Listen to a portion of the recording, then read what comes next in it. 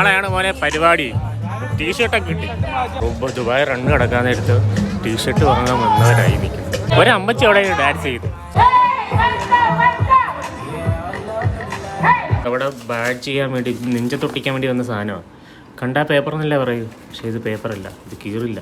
ഇതുണ്ടോ ഇതിൻ്റെ ക്വാളിറ്റി ഉണ്ടോ? നമ്മുടെ നാട്ടിലെല്ലാം ആണെങ്കിൽ എന്തായിരിക്കും ഇവർ തരുന്നത്?